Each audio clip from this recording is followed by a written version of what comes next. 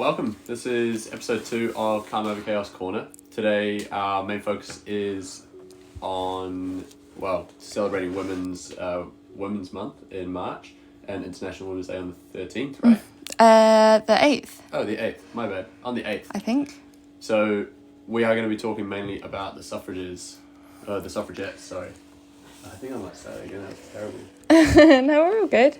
I also want to talk about everything that's going on in Alabama as well. Because I don't know if many people have seen what's going on in Alabama, but it's quite scary in terms of just women's rights, specifically women's healthcare. I've been keeping a bit of an eye on the news. I keep an eye on it anyway. And I've actually written up some notes as well to make sure I was getting the facts right. But basically, it's come out, there's been new ruling that states that frozen embryos are now considered children, as in they should be given the same rights as a 10-year-old child, etc. It's basically come about because there was a couple of couples, I think there were 3 couples, whose embryos were accidentally destroyed in an IVF clinic. Someone basically dropped them and the embryos were destroyed. And so from that, the court has ruled that embryos should be considered children, and therefore anyone who tampers with an embryo and destroys them either willingly or unwillingly could, and it's obviously the extreme, we don't think there's going to be a million court cases all of a sudden, but they could be considered a baby killer. They could be considered, they could be done for murder, which is really scary. It's all come to light because of religious purposes as well, which I think I personally, and obviously I don't want to delve too much into my own opinions, but I personally think there should be a distinction between any kind of government decision made and religion. Because although the majority of people in Alabama are Christian, which is the religion they're saying is, the basis for all of this, that doesn't necessarily mean that they all agree with that. And it's just, for me, it's always just the telling other people what to do with their own bodies and their own situations, because there's multiple ways that this could stretch. It's sort of like, because now an embryo is classed as a child, that means that any kind of way you could destroy an embryo, for example, using the morning after pill or the coil, that could also be counted as murder, which is an extreme. Hopefully it won't come to that, but they're kind of like making these laws to be able to make these options, which is what I think is really scary. Yeah. It's interesting as well that, I think 80% of Alabama, roughly, they consider themselves Christian. Mm-hmm. So there's a huge percentage of that population that do consider themselves religious, and with a lot of those Christian beliefs, it comes with a really, really strong pro-life mindset. But for them to have for some people, though, that are literally quoting the Bible, making sure that people are living to that, I don't know, it makes it scary for that other 20%, right? I think I have one of the quotes. It was, the people of Alabama, this is what Chief Justice Tom Parker declared. He said, have adopted the theologically based view that life cannot be wrongfully destroyed without incurring the wrath of God. And they basically said that IVF can continue in Alabama for now, but as long as nothing is destroyed, and if anything is destroyed, then the IVF clinic has to be held accountable. But then that in turn means that doctors who practice IVF are becoming increasingly scared of practicing it, because you don't want to be done as a murderer if you accidentally destroy an embryo, because especially it's... if you're literally trying to help out couples. This is helping couples. We probably should have put a little spoiler alert, not a spoiler alert, we can put a bit of a trigger warning on the video when we repost it, maybe. But, those doctors are helping many couples that can't naturally give birth, which, is a huge opportunity in life, and to have that taken away from you would be nothing short of devastating, I would imagine. Well, and so that's giving hope to those who don't really have a lot left. Yeah, and the scary thing is as well, it's not just...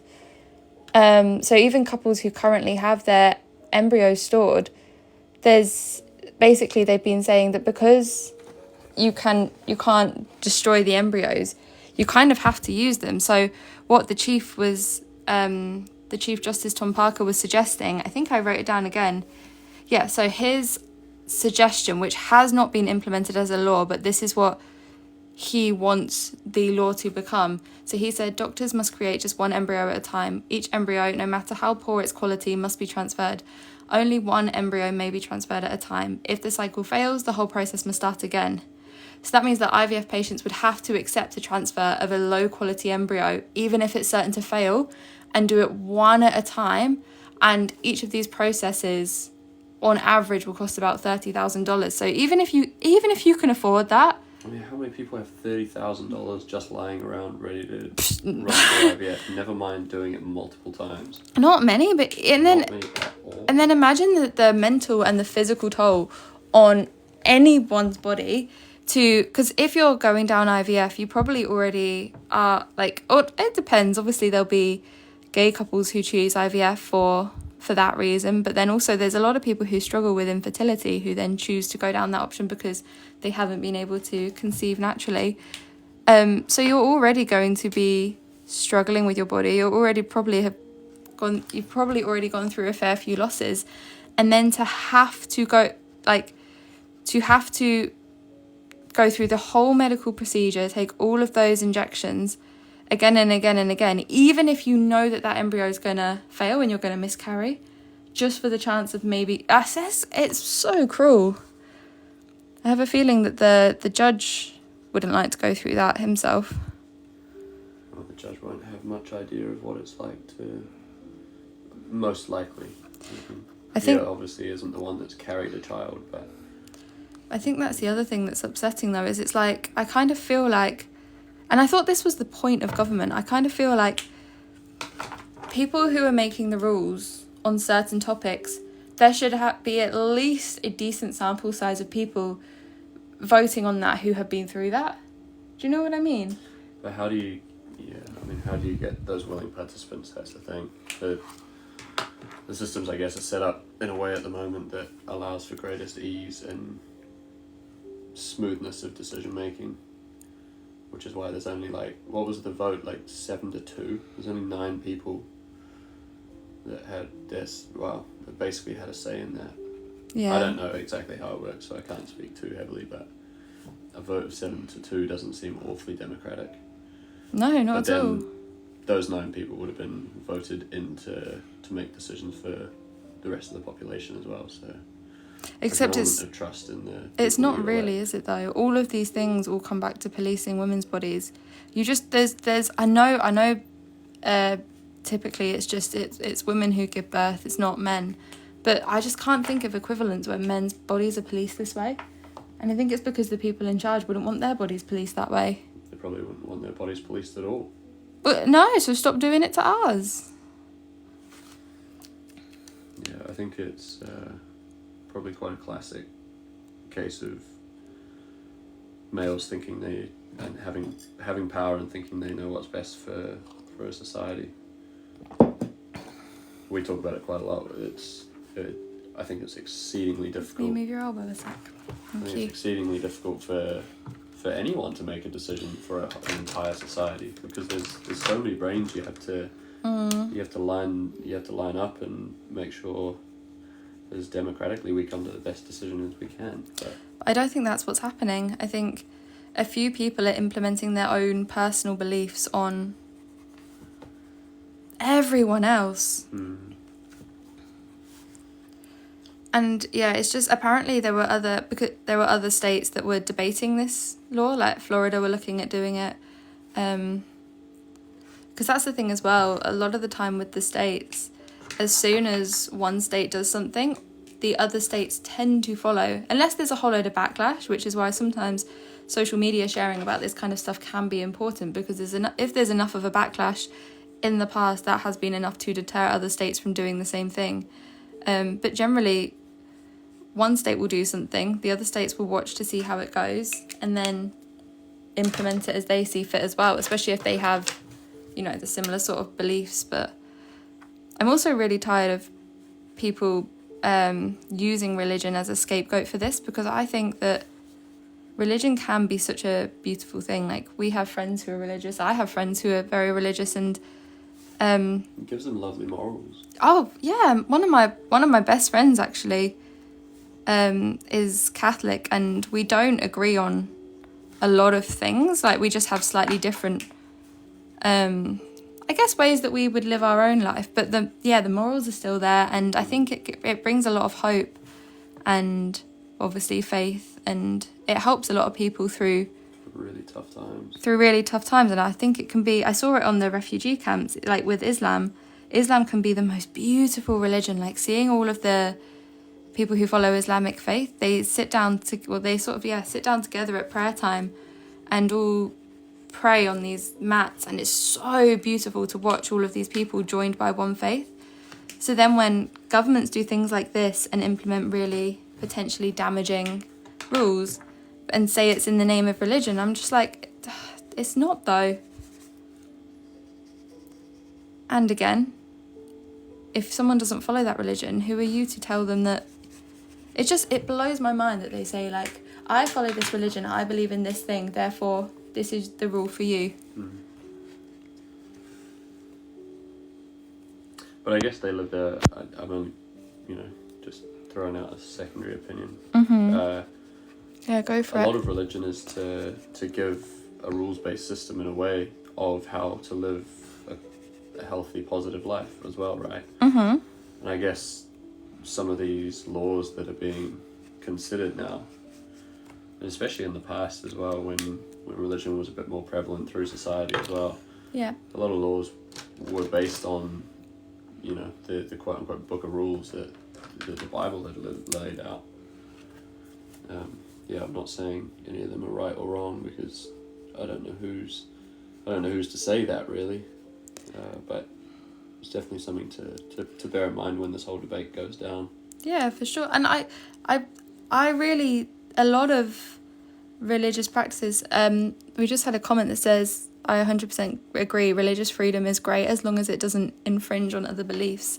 And I feel like I believe in and agree with a lot of what a lot of religions say.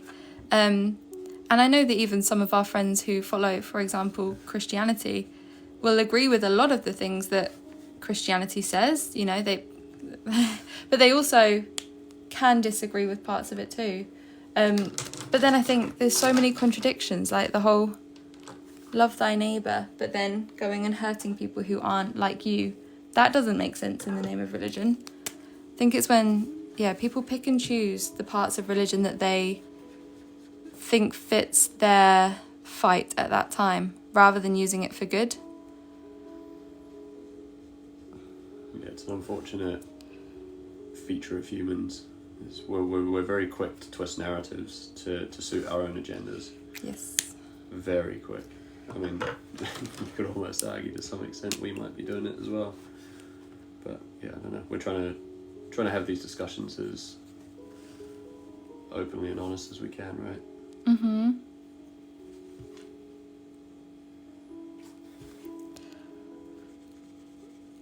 Would you like to move on to the suffragettes? Would you like to? Yeah, why not? Do you want to do some? I think there's sort of a nice little segue from, at least from that first topic of especially sort of the maltreatment of women's bodies and men dictating the rights and the sort of the laws and things of which women have to abide by. Yeah. We've done a little, well, I have done a lot of research in particular over the last little while whilst we have been planning out this episode, and mainly it was to catch myself up because I didn't know a whole lot about the suffragette movement. I knew obviously that women did not have a vote for a very long period of time, which it's odd because I'm not a massive historian buff, but in nowadays you almost just can't really comprehend that that's a thing. In especially modern Western societies, the women are treated with a lot more equality than from previous generations. So, it's still mad to think the or think about all that suffering and all that frustration and just all the disappointment that would have come from, or the injustice even of just not being able to have a say in your own society, in which literally 50% of that society is made up by women. Especially if you knew that, like, I feel like I would be so frustrated, even just, like, because obviously, basically, all of the women would have to marry a husband. Mm-hmm. It would be so frustrating knowing that you're smart and you're capable and you can do all of these things that your husband's doing, but your husband's getting paid, well, 70-80% more for less time spent working, and then also less, in many ways, physically difficult work in terms of the labour, like it takes the toll it takes on the body, and then also, so many, because obviously the votes for women didn't just come about because women wanted to vote on which party was going to be in power. It was the votes for women hopefully then would come with rights over your own child, which is baffling to me that wasn't a thing. Yeah, imagine me having a child and I don't have rights over my own child. Yeah, literally a child that has come from inside your body. Gosh, it would anger me. I do also think, though, some credit to you. Obviously, the majority of your schooling was spent in New Zealand, and New Zealand, by all accounts, was ahead of the game in terms of women's rights. New Zealand was ahead of everybody. As per. 1893 was when we had that's mad. opened the vote to women, and New Zealand only it's became actually, Yeah, it only became it's hard to. So the Treaty of Waitangi, which was an agreement which is still kind of frowned upon by many, but an agreement between the Europeans and the indigenous Maori people, that was only made in like 1840, so it was a gap of 50 years nearly before women had a right to vote, and this was all women 21 years and up, including indigenous populations and Europeans alike. So there was we're getting ahead of ourselves a bit now. We are, but it's an important distinction to make. Whereas the UK sort of held off until 1918, which is that period of time, that's an entire generation of suffering at that point. That's hundreds of years. Think how much older the UK is as well. Oh, I see what you're saying. Yeah. Because the other really important distinction to make, obviously, or it might not be obviously, I don't think it was obvious enough to me when I was learning about this kind of stuff, is when the internet, for example, says that women got the right to vote in 1918, it was a very specific type of woman. So you had to be white. Mm-hmm. You had to be over 30. Over the age of 30. You had to have property. And you had to own property. But that's really interesting because you also couldn't have a bank account until 1975. So how many women are going to have property? So, because you can't own a property, it had to be you owning the property. It couldn't be your husband. Okay. So how? Well, I don't know the exact fact. I would have thought it was if your household owns property, but as in your part, even if your husband were to own it, because that would give you part ownership. I would have thought. Maybe that's just a modern day thing. I read somewhere that it was you had to own it, but then I don't know. Yeah, we can double check that. But yeah, how many women would have easily had access to own property? First, I'm presuming you'd need a relatively sizable income, but then also, you're not even allowed a bank account for another 70 years. So even though women technically got the vote in 1918, it really wasn't giving a lot of women the vote. It actually took until 1928 for that to be secured. I think we should go into a little bit of the history of the... Yeah, how we got to that position. How we even got to that first decision of women getting a vote. Yeah. Do you want to go into it because you were researching it? Yeah, so there was one of the founding members of it was the WSPU, I think. her name was Emmeline Pankhurst, and she is basically synonymous with the suffragettes movement now in the UK. So she was kind of at the forefront and one of the figures of this movement. Now, she was pushing for this equality. She was a very intelligent woman that knew she was putting in the work, but just not being treated as an equal to men. And she would have done quite a lot of sort of public speaking through London. Was she based in London? I believe so. Well, yeah, she was doing a lot of public speaking through the UK and basically gearing up women to push for a right to vote and to have an equal say in the community that they were in. This was all kind of kicked off a little more, so a bunch of women had their statements taken. And we mean, when we say this as well, we are specifically talking about white women. At this point, yeah. Women of colour, sadly, didn't have, sorry to interject, but I think it's important to say, didn't have much of a say in any of it at all. Apparently, actually, when it started, a lot of the suffragists, and there's a difference between the US and the UK, so it's kind of difficult. You're kind of talking about two suffrage movements at once here, and then obviously there's all the movements in all the different countries as well. But, for example, in the US, it seemed that a lot of the suffragists did start out as I can never say the word, abolitionists? Abolitionists. So which means that they did want slavery to end, but then with that they started to see that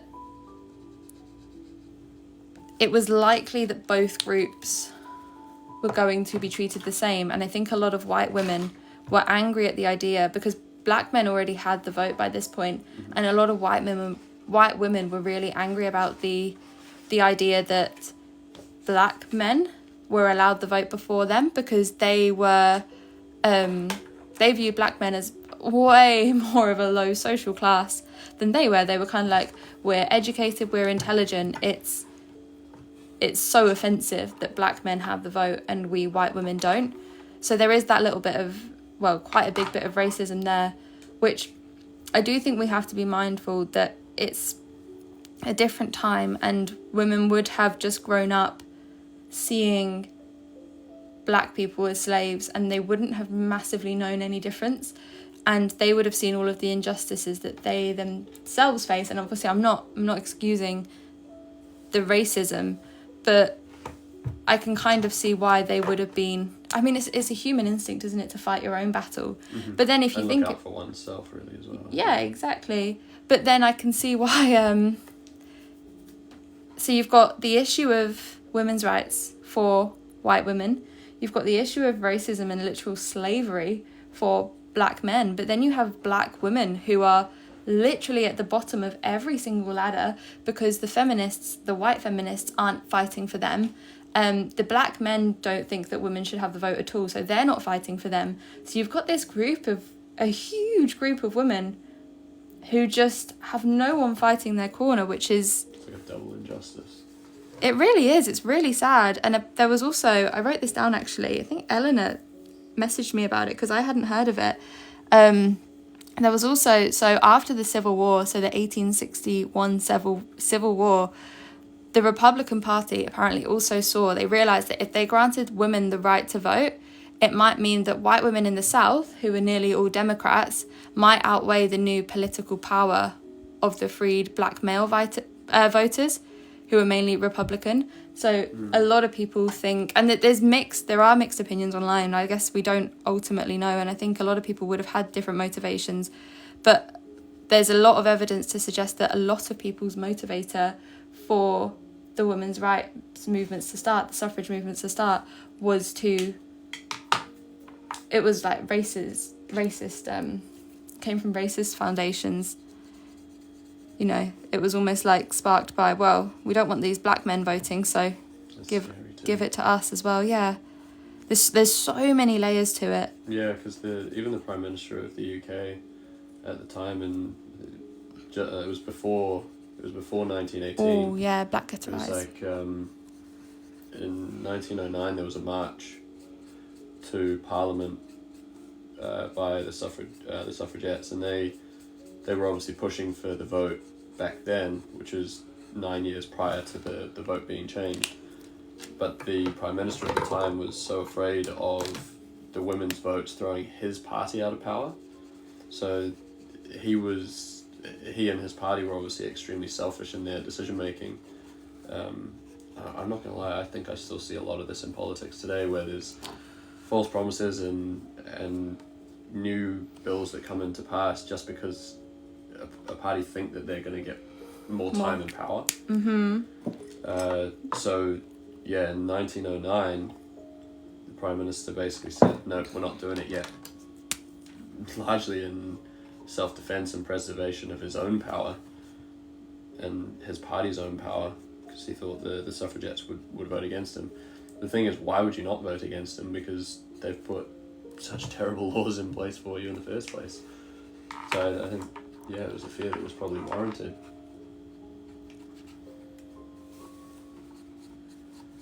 I think there's also a lot to be said for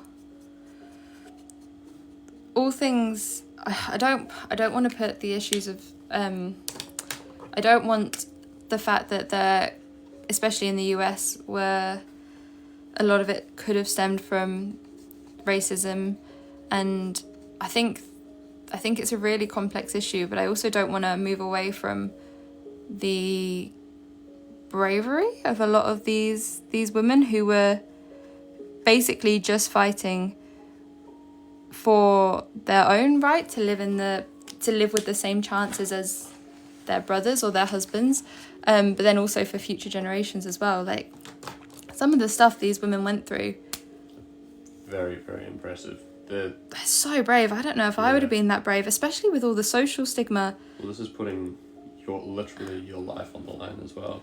Mm-hmm. So quite a famous name was Lady Constance Beulah Lytton, and Miss Lytton was a member of quite a high social class at the time, and she obviously was starting to think about the suffragettes movement and was starting to think about votes for women, and she joined one of the marches and got herself put in jail. So a lot of once the marches and protests in public began and were clearly not really having much of an influence when the Prime Minister turned the votes for women down in 1909, she was like, right, let's join the suffragettes that are, putting themselves in prison, and that makes quite a big dent in society when all the husbands' wives are suddenly thrown away and locked up. Now, she was of she was of a high social class, so when she initially went to prison, all the lower class women were treated like dirt, basically. Never really got any privileges, of course, because they're in prison, but as soon as Lady Lytton was in there, the guys started treating her completely differently, basically because of her social class. So she was offered messages from home and things like this that sort of put her on a higher pedestal, and she took it upon herself, and she was like, no, that's not it. I have goosebumps just thinking about that. Yeah, it's mental. So she was actually sick in the first instance that she went to hospital, so she actually ended up taking some of the opportunity of her class. But once she was released, it wasn't a long stay, it was like a month, I think, in prison, roughly. Once she was released, she actually changed her entire appearance and moved from London to Liverpool, and she changed her appearance so that she would appear like a woman of lower social standing. And she changed her name, changed her hair, changed her clothing, and took this upon herself because she felt as though her class should have no say in how she's treated. She's still a woman, and she wants to appeal for all women as well, or all other women. So she again went to another march and another protest and got rearrested, but this time back up in Manchester. And this is where the the hunger strikes came into play. So she was treated exactly like every other woman. They didn't know who she was. They didn't know of her social standing. And yeah, Mrs. Pankhurst's sort of hunger strikes that were pushing through most of the prison systems, which is where the ladies that were imprisoned, that were suffragettes and pushing for the equal rights to vote, they just literally stopped eating. So they would serve you dinner or lunch or whatever meal of the day, and the women would just refuse to eat it. So you're going through this sort of self-torture, which I just can't, I can't really fathom. I struggle to not eat for a day, but they'd go for 3 or 4 days straight and not eat a single thing. So they were, again, one of the biggest parts of the suffragettes movement was peaceful protest. So they didn't want to harm anybody. Which is not talked about. No. This is the thing that grinds my gears the most. Sorry again to interrupt, but even about feminists, like you even have said it once or twice, is this stereotype that feminists are so extreme and they used violence and this and that. And it's like the suffragettes campaigned fully peacefully for over 50 years. In fact, probably even further before that. It was probably, that was the starting point where a few higher class people jumped on. But women were campaigning for their own rights peacefully, writing letters, asking nicely. For 50, that's double my lifetime.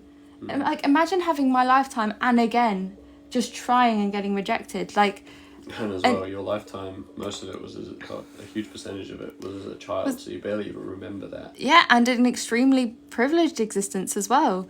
Like, I cannot even comprehend the patience of spending that much time peacefully asking again and again and again, until obviously they came to the realization that men don't respond to peacefully asking, men respond to violence. And that's literally how the human race has happened throughout time. Men create wars, they respond to violence, they listen when you're violent, which is why then these more drastic actions of like the famous ones are throwing stones at windows and exploding letterboxes, things like that. That's why they started to take those actions, because they weren't being heard. So what else are they going to do?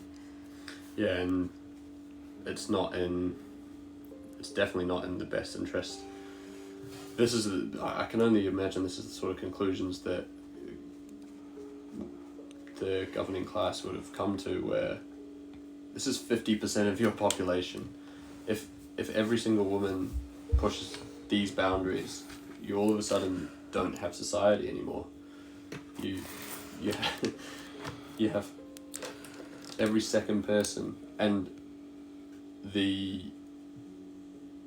ones that are going to bring another generation into play as well. If you don't have women, you don't have another generation. So you've got all of this protesting and all this rioting going on, and that alongside the hunger strikes. And the hunger strikes were the craziest bit, because they, if they keep starving themselves, they're literally not going to be able to live on to have another generation. It's about as serious as a problem for the human race as there can be. So it got to the point where a lot of prison officers were ordered to force feed these women. I won't go into too much detail because it's kind of gross unless you want to go into it. But it put these women into such a compromising position that they were being force-fed food because they were refusing to eat. So all of a sudden, it's not just the issues of social politics. Now people are getting physical with it too, that's insane. Well, they didn't want scary. They didn't want the women to. Obviously, we'll have to put so many trigger warnings on when we repost this, but they didn't want women to be dying on their terms, not because they cared about the women, but because then the women, it almost works in the women's campaign's favour, as dark as it is. If women are dying at the hands of these prison officers, then, well, it's like they have the martyr, don't they? Yeah. Which eventually, we want to move on to the horse race? Yeah, well, actually, I saw a comment from Peyton. I've just got the comments up on my laptop, which is helpful. Oh, someone said their first ever order arrived today and they're absolutely in love. Thank you. Yeah, Peyton was asking when you were talking about, is it Constantine? Lady Lytton. Constance. Yeah, Lady Constance Lytton. Yes. I think it was Peyton. Sorry to out your Peyton. I'm sure they won't mind. Said, was that the person who threw themselves in front of a horse? Mm-hmm. And it wasn't, was it? No, that wasn't her. No, that wasn't her.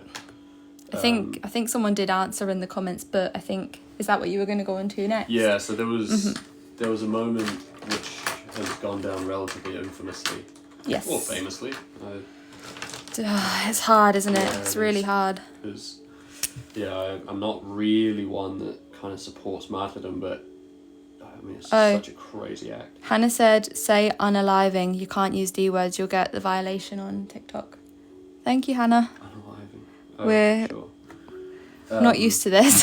Yeah, well, I don't know. It's a topic that we want to talk about as well, and it's real. Also, I've just seen a lot of comments asking what book I'm colouring, and it's, you can't really see, Messages to My Younger Self is the book. Just to let you know. Yeah, so to get on to this next point, so we had the women starving in prison and making peaceful protests that way. Mm-hmm. I don't know, there wasn't any noticeable or notable names of like people that had unalived during that point, but the most notable moment in time for the suffragettes movement was Emily Davison. So Emily Davison went to,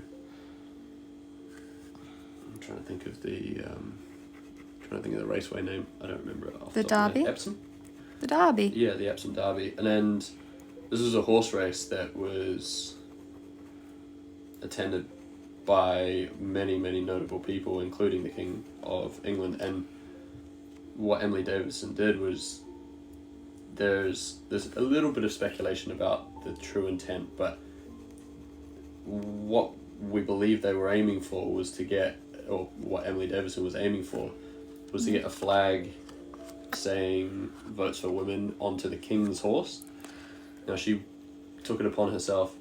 We watched the Suffragettes movie last night, and what struck me was how close they're allowed to get to the track. So if you can think of a horse race, and they have barriers protecting or keeping the horses on track, and then keeping people away from the barriers, keeping away from the horses, sorry. These barriers and these people were literally right on the track, so access to the track was way more simple than it is Health today. and safety looked a little bit different back in the day, didn't it? You probably low-key would have enjoyed that part of it. Oh yeah, I would have loved it. In fact, you would have had all of your rights together, as long as you were rich enough. Yeah. Don't think there were many rights for the poorer men, I've but been living, but there was no technology, so I'd have been sad. I would have been so angry if you could literally tell me what to do and I couldn't do anything about it. Yeah, it's disgusting. It was also legal.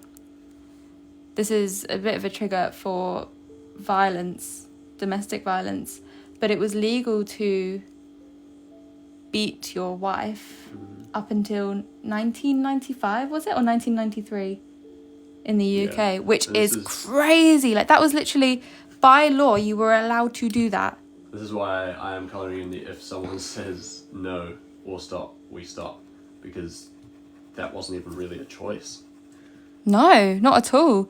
You can see why consent is such a tricky topic nowadays, and a topic that so many people struggle with, and that it's really important to kind of learn, because it was only the 90s, which is literally the decade that we were both born in. That means that in our parents' generation, our mums and dads, And grandparents. and grandparents too, even us, if we were born like a little bit earlier, it was legally allowed to, it was acceptable to beat your wife. That was seen as a reasonable form of control and punishment, which is crazy. So even if you're a victim of that, not only is it also illegal to leave your partner, I think that wasn't it wasn't illegal for as long a period of time, but yeah. The power trip people would have gone on as well. It's Well, like, yeah, imagine, you can't call the police. The police will say, well, your husband's done nothing wrong. Doesn't matter that you're bloody and bruising. and there's such Like, scary, what? there's such scary levels of escalation to it where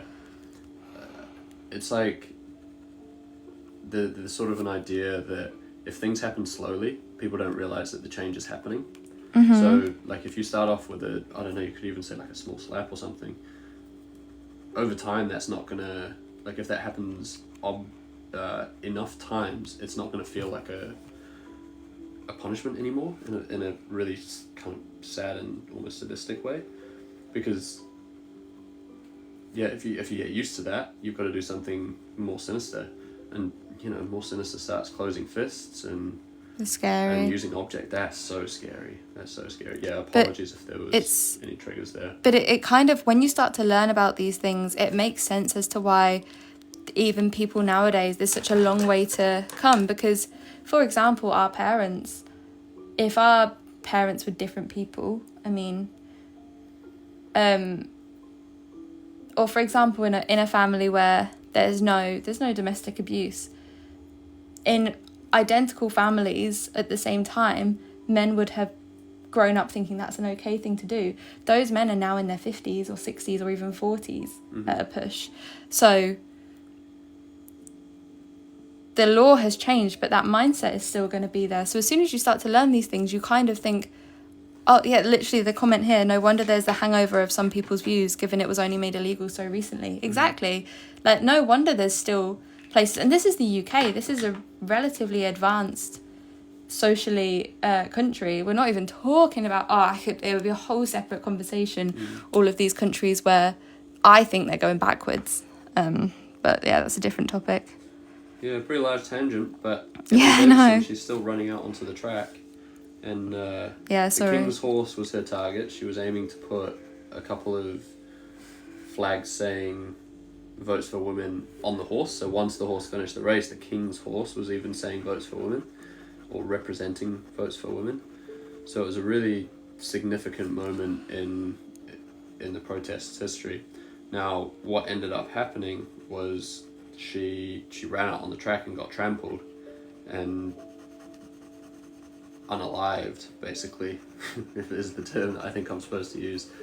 So I'm sure you didn't mean to laugh at that. She didn't make it, and that became, like worldwide news that somebody had gone out and done that. Which is so sad that it took that. Oh, well, yeah. I mean, I think at that time, that was the kind of act that was so significant and so outrageous, especially in Western culture. It's not even necessarily at that time. Think of George Floyd, that happened very recently. That sparked a movement. Protesting peacefully didn't, which is why people do turn to more, not obviously George Floyd, very different, but it's why people often do turn to these kind of really intense methods, because as sad as it is, it has been proven that it's listened to by the people in charge more so than asking nicely. Yeah, I mean, it sparks conversation in a way that not a lot else sometimes does. I mean, how can you not talk about that? So that happened, and that sort of sparked the final straw where a bit of change began being implemented, and that's sort of what led to the original decision in 1918.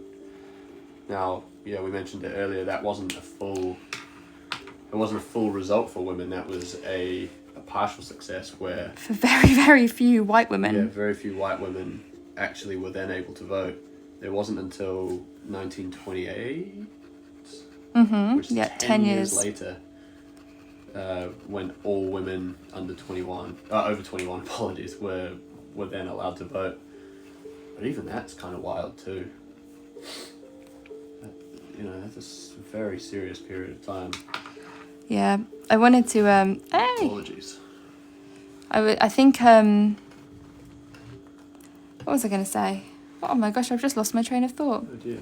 I was going to add something. It's left the station. Wait, what were we just saying? Oh, 1918, yeah. The other interesting thing about women getting the vote is it happened, well, for example, the States. The vote was what was the vote? It was 1918 again, wasn't it, that women got the right to vote in the States? Oh, I'm not sure. I'd have to double check. I can fact check it in a sec, but I'm pretty sure it was.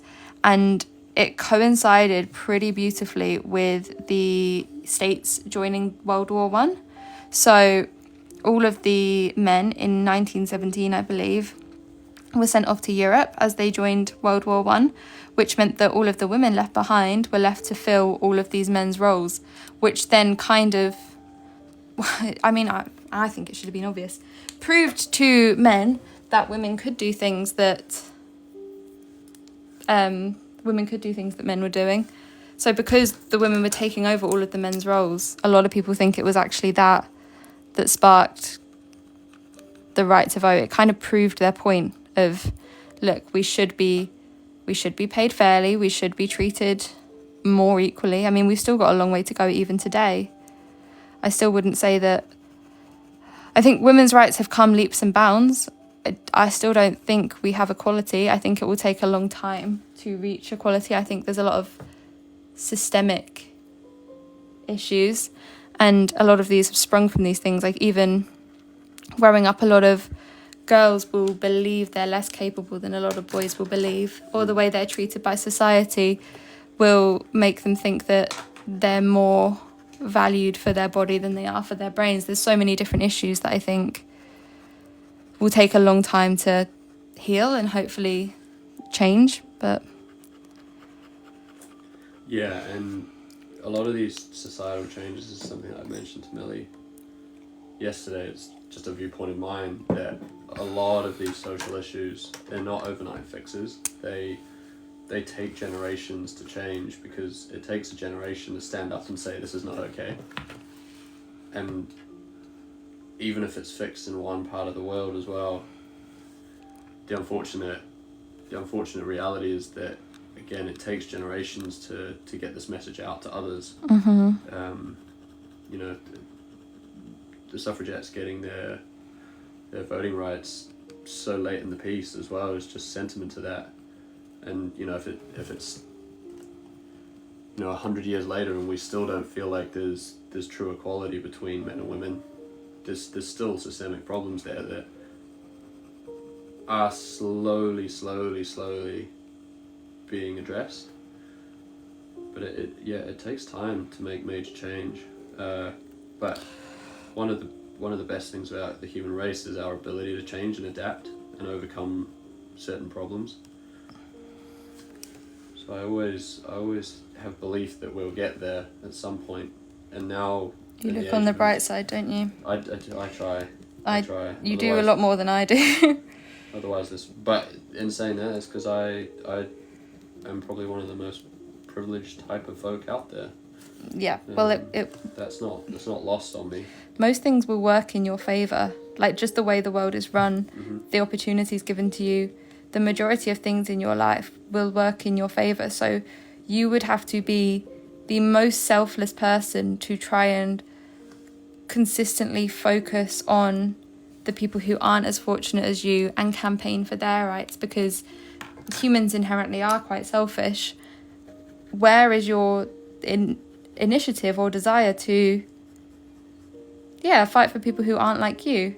You have to just really want to do it, and a lot of people just don't have that desire. There's a comment from Eleanor here that says, there's been a few more since it was written, the whole system is built on pushing down women and people from minority communities, which, when you look at the people in power who are making the decisions, they are the people who are at the top end of the privilege. So again, where is their incentive to change anything? No, because they benefit from it. This is why it's so difficult, because humans, as you mentioned, they're inherently selfish, and I do actually believe that survival of the fittest is still kind of ingrained in our brain and our nature. I'm not saying I believe that it's correct, especially nowadays, but I definitely still think it's ingrained in human minds. And if particular groups of people are thriving, the best thing for them and their group of people is to continue doing what they're doing, because they are thriving, right? And unfortunately, lots of people will do this and sort of use this power that they have to continue keeping and increasing their power. It's really scary. Really and then scary. there's so many different. The conversation in the chat has gone on to abortion rights, and I think Eleanor was saying that it's scary because we sort of finally have them and now they're trying to take them away. And then Peyton also said, who actually knows all of the rights and understands them? Because I know I don't. I actually looked into this a few months ago because I was intrigued to see what abortion rights look like across the world. And there's basically a map you can find online, and it grades abortion rights and women's healthcare from red. There's red, amber and green. So green basically means that country gives women full autonomy over their own body. They're allowed to choose what they want within reason. There's always laws about what's the word, ending a pregnancy when you're at full term. Terminating a pregnancy at full term. But generally women having full autonomy. Then there's red, which is the complete opposite end. It's women do not have autonomy over their own body. And then there's amber, which is in the middle, which basically means that women generally will have autonomy over their own body, as in their decision of what they want to do is listened to. However, it's not actually their decision, it's actually the decision of the doctor. And on this map, obviously there's places, for example, in the Middle East and certain parts of Africa that are in the red, and even certain parts of the Western world are now turning red as well, which is getting scarier and scarier, for example, parts of the States. And then there's the places that are green, for example, New Zealand, I believe Australia potentially, and places in Scandinavia, so the likes of Norway, places that are already so advanced with women's rights. They tend to be your Denmark, your Finland, your Sweden, all of these kind of places.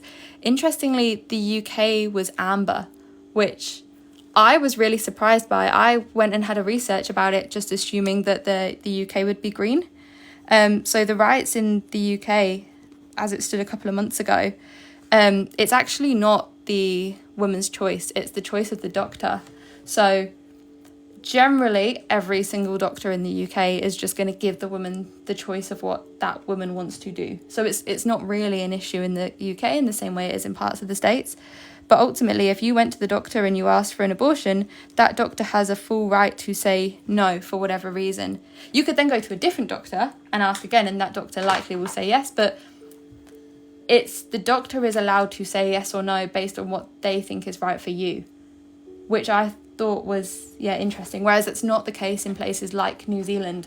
I think in New Zealand, the doctor would really have to prove that person was mentally ill and not capable of making a decision safely for themselves. Generally, the decision is yours. It doesn't matter what the doctor thinks because it's not the doctor's body, it's your body. I think you actually have to consider what the doctor's beliefs are as well, because I think, it actually wraps right around to the conversation at the start, where sometimes personal biases, especially those of religious beliefs, if the doctor is of a particular religious persuasion and thinks quite strongly about pro-life or pro-choice, then they're much more likely to influence this decision in a particular way that agrees with their worldview and things like that. Mm-hmm. One of the things that I'm always highly aware of it, because it just feels important to say and acknowledge the difficulty on getting millions, and if you go to a world stage, billions of people to have the same consensus on a topic of morality and a topic of morality really, that is an outlandishly difficult thing to do. You can't, can you? Not to please everybody. I even think sometimes my friends and I will have different opinions. My friends generally will agree on a lot of things, mm-hmm. but there'll be slight things that we would probably have a different say in. That's the nature of humanity and having opinions, isn't it? Yeah, and I'm always battling in my own head with who is to say what is right and wrong, because I have my own opinions, of course, on natures of morality, and especially ones that are socially really, really important. But then who am I to impart my thoughts and expect others to think the same? So I always sit in that camp of, I love it when people express an opinion, but I love it even more if they can be open to hearing other opinions and almost just saying, yep, we can agree to disagree, but having that constructive argument or constructive debate, I should say, that's kind of the most important thing to be able to do. I think so. I think it shows maturity, and it shows understanding that we do just have different opinions. That doesn't necessarily... I think being aware that your opinion might not necessarily be right or wrong. Yeah, that's key. Being able to adjust or change an opinion, or at least being open to it, I think is key as well. I think being open to changing your opinion when presented with new information. Yeah, because often rather than just often that stubbornness, sticking your head in the ground. Yeah, that stubbornness and that, oh, I'm definitely right, my opinion is the only correct one, that usually leads to more problems. Yeah. You know, it leads to no discourse, it leads to no positive outcomes. We're not looking to change, we're not looking to improve things that are going on in society. We're just sitting there saying, I'm right. And that's just, it's just not helpful. It doesn't lead to any positive outcomes, in my opinion.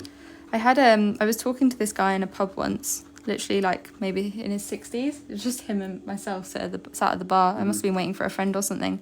And I think there was something on TV, I don't know. And he made a comment about, I think some women were playing sport on TV. And he made a comment saying that women shouldn't be playing sports. It's like a man's game. And Lovely for him to say that right to you. Oh, well, I don't think he expected me to reply the way he did. I think he expected me to because I'd smiled at him when I came in, and I was polite and, quiet enough, just minding my own business. Obviously, I didn't sit there and quietly smile. I think it was when I was a bit younger, I instantly went on a bit of a spiel about how I think women should be able to play every single sports, actually, blah, blah, blah. And I also said the opinion that I think women should be allowed to try out for, for example, the Football World Cup. I think women should be able to try out for that the same way men can. And he then sat back and he just sort of went, interesting, why? And asked why, which I think was the right way to tackle that conversation, because so many people instantly get up in arms. They're like, that is absolutely ridiculous, don't be stupid, blah, blah, blah. Whereas he was this girl has a different opinion to me, and he wanted to know my reasoning for why I held that opinion. And asking why doesn't mean you agree. No, not at all. It doesn't need to be that. It just we don't need to agree on it. It just needs to be an acknowledgement, a positive acknowledgement, because as soon as you go down that path of, oh no, you're incorrect, this is wrong for these reasons, then it becomes attacking, and people have to stick up for themselves and get defensive, and that's where things start to go get heated and get ugly for people. I think the other key thing is you do not have to prove why you think a certain way all the time. You don't always have to boil down, and this is something I learned a lot, because I used to feel like I did. I used to feel like my opinions were the right opinions, and anyone who didn't share that opinion, I had to work to convince why they were wrong and I was right, until they then also agreed with my opinion. But that's such a big expenditure of unnecessary energy and potentially sometimes emotional distress, because sometimes people just aren't going to agree. But also, it just doesn't matter. It does not matter. You don't have to agree with everything on everything. We actually met up with people recently. We went to a friend's house and had dinner with her parents, and the stepdad hunts animals. It's a hobby of his. He likes to hunt the animals and then eat them. I'm vegetarian, so instantly he was almost he knew I was veggie because we were having dinner, and you could tell he was kind of acting a little bit cautiously in terms of talking about his kills and his trophies, and that's something that I don't agree with. I don't think I could comfortably have a deer head that I've killed on my wall. It's not my thing. I couldn't even kill. I feel bad if I squish a fly, it's just not for me. But also, that's okay. We don't have to agree. He's allowed to live his life and do what he wants, and I'm allowed to live my life and do what I want. And as long as it's not hurting anybody. Yes, yeah, for sure. Yeah, I'm not condoning people going on alive other people. But generally, things like that, it just doesn't need to turn into a big debate of who's right and who's wrong. You can just sort of agree to disagree. Mm-hmm. Massive tangent, but Yeah, a little bit of a tangent. I mean, hopefully an interesting one nonetheless. what do you think about all of that? I'm nearly done with this as well. I'm probably going to have to add a background. Yeah, I'm always in the camp of... I had a cricket coach one time. It's slightly different, but I think the general premise, the underlying premise, resonates strongly with me. Always has done, always will. So it was actually... So you can take this in the context of opinions as well. So when I was younger, I played a lot of cricket, and I had a handful of coaches that would watch me and, you know, give me pointers, give me tips, because I was young and impressionable, and ultimately they were all the best for me. That's what a coach does, no? Yeah. But my coach said, look, Rob, you're going to get a lot of people telling you this, telling you that. What the best way for you to move forward with that is you thank them for their opinion and you thank them for their help, and then you go away and you decide for yourself whether that is appropriate for you or not. Yeah, that's and key. I think with opinions you can be equally... You can think the same kind of... You think through that thought process in the same kind of way. At that guy at the bar who was speaking to you about male and women's sports, his question of why is really lovely, because, you know, he wants to get your opinion, but the thing is, even if he doesn't necessarily agree with it, he can thank you for explaining it. He can appreciate, you know, your opinion and appreciate what you're saying and acknowledge you for that. Like, sometimes people just want to be heard, and you don't need to change people's opinion, but to be thankful for them sharing, and thankful for, you know, potentially opening your mind. And one thing I like to do is I try and keep my mind as reasonably open as I can. And if somebody comes across with a point that I'm just like, holy, that's a cracking point, that, you know, it can make you rethink your argument, and it can make you rethink where your own opinion lays. Yeah.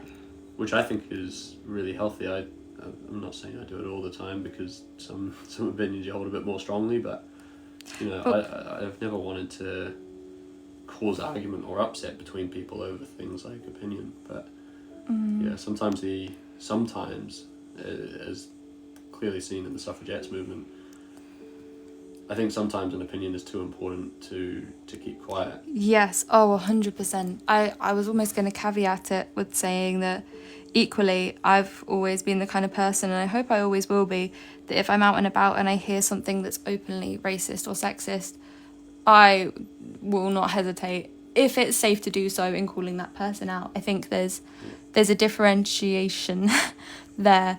And interestingly, with the guy in the bar, he listened and we had a really big chat about it. In fact, I think my friend turned up and I was still sat talking with him about it for like half an hour, because I just found it...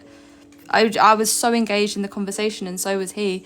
And he ended up actually siding with me and my reasoning for most sports, but not contact sports. So he was like, actually, I hear you, and I do agree with you that we could give women that option based on the points. Oh yeah, we can have a whole other conversation about this. I would give women that option based on the points you've said. I won't go into it all now.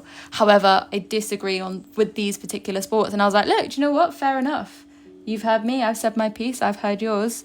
And I think that's the thing that it would be so much more beautiful if we could see more of in terms of politics and the suffragettes movement, to kind of see it come full circle. And it's so sad when you don't listen to women, because you're missing out on half of the population, which comes with half of the population's potential, which will benefit you. Half of the talent, half of the empathy, half of the understanding, half of the workforce. Yeah, there's a comment that's come up that says, oh gosh, it's not letting me scroll. I'm not going to lie, I really needed the advice you're saying today. I've been thinking I'm right, and if people don't agree, they're not listening to me, which has been causing arguments, so thank you.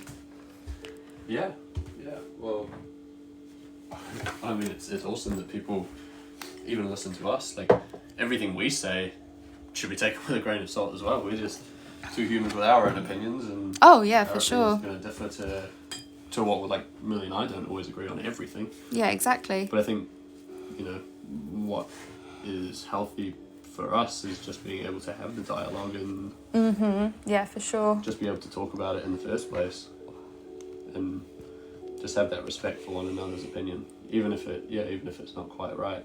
Well, not quite right, but not quite the same as your own. Yeah, exactly. And I think someone said, I think it's Eleanor said, people's rights should be opinions. I think, well, what I took from that is, like, I think when it comes to making political decisions based on for other human beings, opinions shouldn't become laws if they're just the opinions of a few. I think. Well, this is where you want democracy to do its job. Yeah, but proper democracy, and democracy doesn't mean nine white, able-bodied straight men. Well, this is it's another conversation, because those are the elected officials for that area, I would imagine. And the elected officials is done through a democratic process. But yeah, it's a big topic, that one. Oh, Gina's just ordered this consolation pens. Thank you, that's so exciting. I think it might be time to wrap up this. We've gone over a little bit by 10 minutes. But yeah, thank you so much to everyone for joining. I hope it's been somewhat interesting. We'll upload it as a video as well. Yeah, absolutely. But we need to head because we're actually moving today, aren't we? We are. We're heading across the North Island. Yep, to a different spot. Which is exciting. Yeah, so thank you so much to everyone who's joined. We'll check in again soon, I'm sure. And yeah, we can see you next week. Same time, probably. Same time next week. Yep, hopefully. We'll have to see. We'll be in a completely different setup, but we'll see how we go.